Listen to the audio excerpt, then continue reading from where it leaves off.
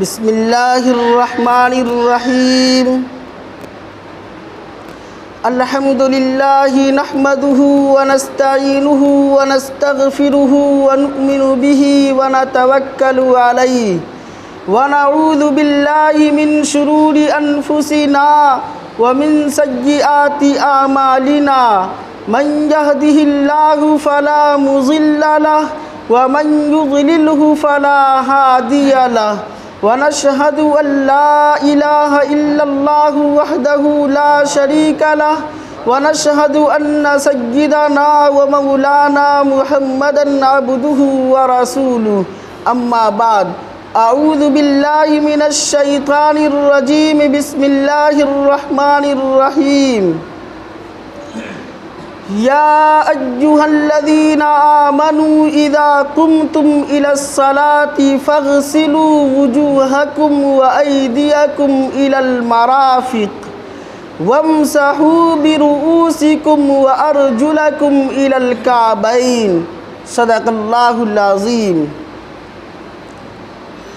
سب سے پہلے ہم اللہ تبارک و تعالی کا شکر ادا کرتے ہیں کہ اللہ تبارک و تعالی نے ہمیں اور آپ کو نبی صلی اللہ علیہ وسلم کی امتی میں پیدا فرما کر ایمان جیسی عظیم الشان نعمت سے نوازا، اور اللہ رب العزت کا یہ بھی بڑا احسان اور کرم ہے کہ اس نے ہمیں اور آپ کو مسجد میں جمعہ کی نماز ادا کرنے کے واسطے جمع ہونے کی توفیق عطا فرمائی۔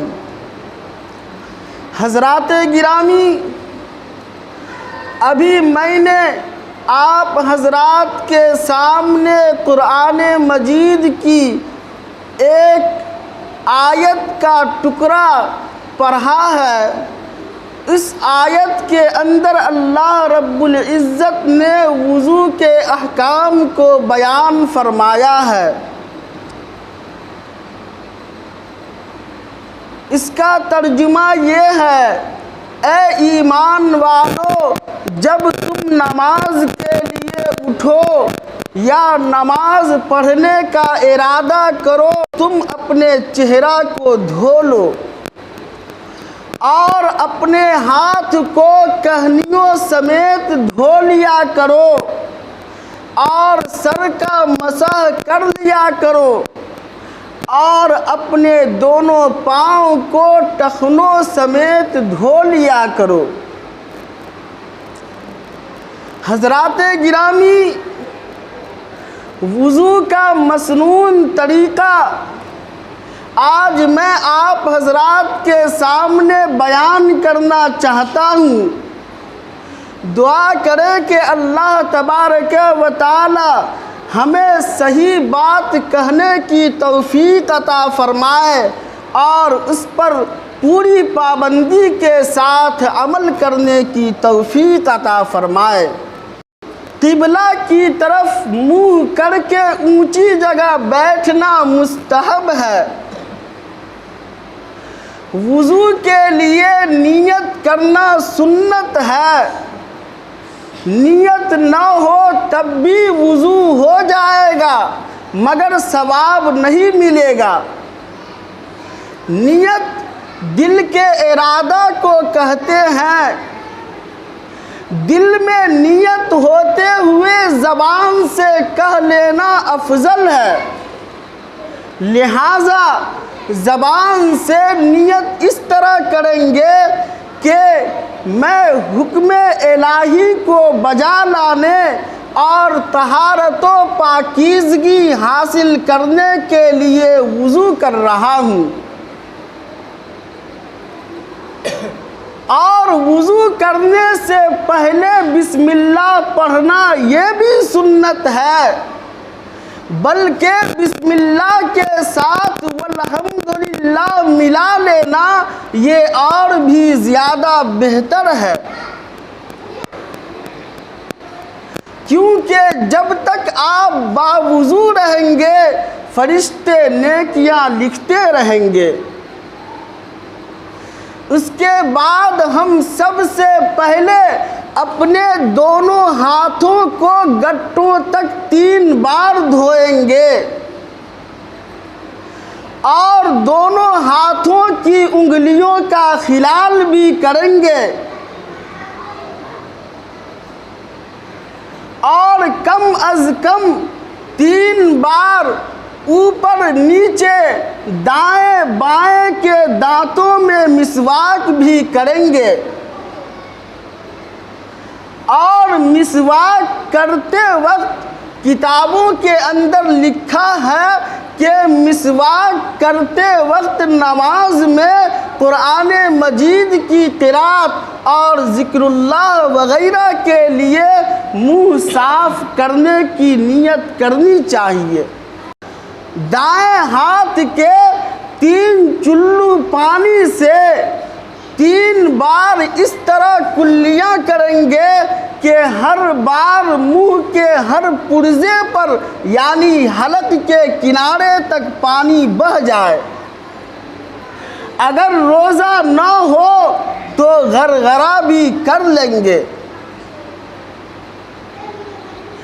پھر دائیں ہاتھ کے 3 چلو پانی سے 3 بار ناک میں نرم گوشت تک پانی چڑھائیں گے اور اگر روزہ نہ ہو تو ناک کی جڑ تک پانی پہنچائیں گے۔ اس کے بعد بائیں ہاتھ سے ناک صاف کریں گے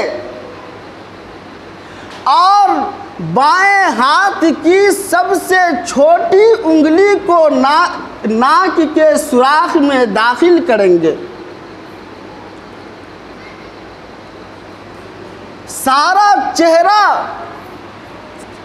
3 بار اس طرح دھوئیں گے کہ جہاں سے عادتاً سر کے بال اگنا شروع ہوتے ہیں یعنی پیشانی سے لے کر ٹھوڑی کے نیچے تک اور ایک کان کی لو سے دوسرے کان کی لو تک ہر جگہ پانی بہہ جائے۔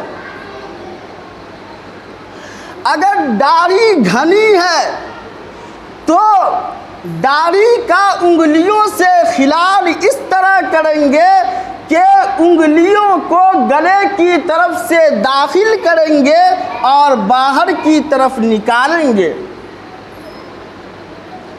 اور اگر داڑھی گھنی نہیں ہے، ہلکی ہے، تھوڑا بہت ہے تو پھر اس کے لیے داڑھی کی جڑ تک پانی کا پہنچانا ضروری اور واجب ہے۔ اس کے بعد پہلے دایاں ہاتھ انگلیوں کے سرے سے شروع کر کے 3 بار اس طرح دھوئیں گے کہ کہنیوں سمیت وہ پانی پہنچ جائے۔ دایاں ہاتھ 3 بار انگلیوں کے سرے سے دھونا شروع کریں گے اور کہنیوں تک دھوئیں گے۔ اس کے بعد پھر بایاں ہاتھ انگلیوں کے سرے سے دھونا شروع کریں گے اور 3 بار کہنی سمیت دھوئیں گے۔ اکثر لوگ دائیں ہاتھ کے چلو سے ہی پانی کو بہانا شروع کر دیتے ہیں تاکہ کہنی تک یہ پانی پہنچ جائے۔ بعض لوگ اس طرح کرتے ہیں کہ ہاتھ میں پانی لے لیتے ہیں اور وہیں سے پانی بہانا شروع کر دیتے ہیں تاکہ یہ پانی کہنی تک پہنچ جائے، لیکن دوستو اس طرح کرنے میں کہنی اور کلائی کی کروٹوں میں پانی کے نہ پہنچنے کا اندیشہ ہے، لہذا جو طریقہ بیان کیا گیا ہے اسی طریقے کے مطابق دونوں ہاتھ کو کہنی سمیت دھوئیں گے، بلکہ مستحب یہ ہے کہ آدھے بازو تک دونوں ہاتھ کو دھو لیں گے۔ اب سر کا مسح اس طرح کریں گے کہ دونوں ہاتھ کی شہادت کی انگلیوں اور انگوٹھے کو چھوڑ کر دونوں ہاتھ کی تین تین انگلیوں کے سرے کو ایک دوسرے سے ملا لیں گے اور پیشانی کے بال پر اس طرح رکھ کر کھینچتے ہوئے گدی تک لے آئیں گے اور اس طرح گدی تک لائیں گے کہ یہ ہتھیلیاں سر سے جدا رہیں۔ پھر ہتھیلیاں گدی سے کھینچتے ہوئے پیشانی تک لائیں گے اور ہتھیلیاں بھی پیشانی تک گدی سے کھینچتے ہوئے اس طرح لائیں گے کہ یہ جو دو شہادت کی انگلیاں ہیں اور انگوٹھے ہیں یہ سر سے مس نہ ہو۔ اس کے بعد شہادت کی انگلیوں کو کان کی اندرونی حصے میں داخل کر کے مسح کریں گے اور انگوٹھے سے کانوں کی باہری حصے کا مسح کریں گے، اور یہ جو انگلی کی پشت ہے اس سے گردن کے پچھلے حصے کا مسح کریں گے۔ بعض لوگ یہاں پر بھی غلطی کرتے ہیں کہ سر کا مسح کرتے وقت گلے اور دونوں ہاتھ جو دھلے ہوئے ہیں اس کی کلائیوں اور کہنیوں کا بھی مسح کر لیتے ہیں۔ یہ طریقہ صحیح نہیں ہے، یہ سنت نہیں ہے۔ جو طریقہ بیان کیا گیا ہے کہ دونوں ہاتھ کی انگلیوں کو شہادت کی انگلیوں اور انگوٹھے کو چھوڑ کر دونوں ہاتھ کی تین تین انگلیوں کو سرے سے ملا لیں گے اور پیشانی کے بال پر رکھ کر کھینچتے ہوئے گدی تک اس طرح لائیں گے کہ ہتھیلیاں سر سے جدا رہے۔ اس کے بعد پھر ہتھیلیاں کھینچتے ہوئے گدی سے پیشانی تک اس طرح لائیں گے کہ شہادت کی انگلیاں اور انگوٹھے سر سے مس نہ ہو۔ پھر اس کے بعد شہادت کی انگلیوں کو اور انگوٹھے سے کانوں کا مسح کریں گے، کانوں کی اندرونی حصے کا اور باہری حصے کا مسح کریں گے، اور پھر انگلیوں کی پشت سے گردن کے پچھلے حصے کا مسح کریں گے۔ حضرات گرامی، اس کے بعد پہلے دایاں پاؤں اور پھر بایاں پاؤں تین تین بار ٹخنوں کے اوپر تک دھوئیں گے اور دونوں پاؤں کی انگلیوں کا خلال کرنا بھی سنت ہے۔ اس کا مستحب طریقہ یہ ہے کہ بائیں ہاتھ کی سب سے چھوٹی انگلی سے دائیں پاؤں کی سب سے چھوٹی انگلی کا خلال کرنا شروع کریں گے اور انگوٹھے پر ختم کر دیں گے۔ اسی طرح بائیں پاؤں کا جب خلال کریں گے تو بائیں ہاتھ کی سب سے چھوٹی انگلی کو بائیں پاؤں کے انگوٹھے میں داخل کریں گے اور سب سے چھوٹی انگلی پر ختم کر دیں گے۔ یہ ہے مستحب طریقہ۔ اور میرے محترم بزرگوں اور دوستو، ہر عضو کے دھوتے وقت بندہ یہ خیال کرتا رہے کہ میرے ہر عضو سے گناہ دھل رہے ہیں، اور جب وضو سے فارغ ہو جائیں تو آسمان کی طرف نگاہ اٹھائیں اور وہ تمام دعائیں پڑھیں گے جو نبی اکرم صلی اللہ علیہ وسلم سے ثابت اور منقول ہیں۔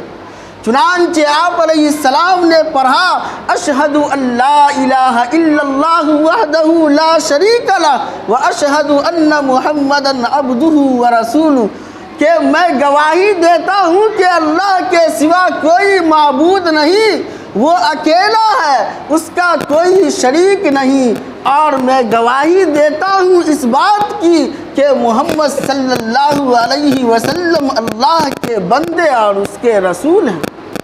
اس کے بعد دعا پڑھیں گے اللہم اجعلنی من التوابین واجعلنی من المتطہرین کہ اے اللہ مجھے توبہ کرنے والوں میں بنا دے اور اے اللہ مجھے پاکیزگی حاصل کرنے والوں میں بنا دے۔ پھر دعا پڑھیں گے سبحانک اللہم وبحمدک اشہد ان لا الہ الا انت استغفرک واتوب الیک کہ اے اللہ تیری ذات پاک ہے اپنی تعریفوں کے ساتھ اور اے اللہ میں گواہی دیتا ہوں کہ آپ کے سوا کوئی معبود نہیں اور میں آپ سے مغفرت طلب کرتا ہوں اور آپ ہی کی طرف توبہ کرتا ہوں۔ حضرات گرامی، یہ دعا پڑھنے میں حکمت یہ ہے کہ وضو سے تو ظاہری طہارت حاصل ہو گئی اور اب جب دعا پڑھیں گے تو دعا سے باطنی طہارت حاصل ہوئی اور جب دونوں طہارت جمع ہو گئی تو اب بندہ اللہ کے دربار میں حاضر ہونے کے قابل ہو گیا۔ یہ کتنا بہترین اور خوبصورت مسئلہ ہے۔ میرے محترم بزرگوں اور دوستو، وضو کرنے کے بعد اپنے اعضاء کو کسی صاف ستھرے تولیے وغیرہ سے پوچھ لے تو کوئی حرج نہیں ہے، اور اس بات کو بھی یاد رکھ لیجئے کہ اچھی طرح اور مکمل وضو کرنا یہ فرض ہے جس میں ایک بھی عضو خشک نہ رہ پائے، یہ فرض ہے۔ نبی اکرم صلی اللہ علیہ وسلم نے ایک شخص کو دیکھا کہ اس کے قدم کا ناخن برابر حصہ خشک رہ گیا ہے۔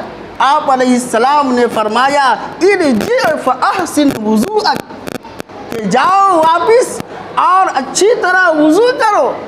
اسی طرح نبی اکرم صلی اللہ علیہ وسلم نے ایک شخص کو نماز پڑھتے ہوئے دیکھا۔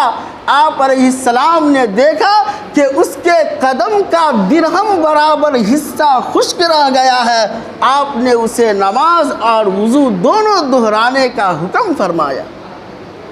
لہٰذا کسی بھی شخص کی اس وقت تک نماز مکمل نہیں ہوگی جب تک کہ وہ وضو کو مکمل طریقے سے نہ کر لے، اور وضو کے جو فرائض ہیں جو میں نے آیت پڑھی ہے، اس آیت کے اندر وضو کے فرائض ہی کو بیان کیا گیا ہے کہ چہرہ کو اچھی طرح سے دھو لیا جائے، اسی طرح ہاتھ کو کہنیوں سمیت دھو لیا جائے، سر کا مسح کر لیا جائے اور اپنے دونوں پاؤں کو بھی دھو لیا جائے۔ دعا کریں کہ اللہ تبارک و تعالی ہمیں اور آپ کو کہنے سننے سے زیادہ عمل کی توفیق عنایت فرمائے اور اچھی بات اور نیک بات پر عمل کرنے کی توفیق نصیب فرمائے۔ آمین۔ وآخر دعوانا ان الحمد للہ رب العالمین۔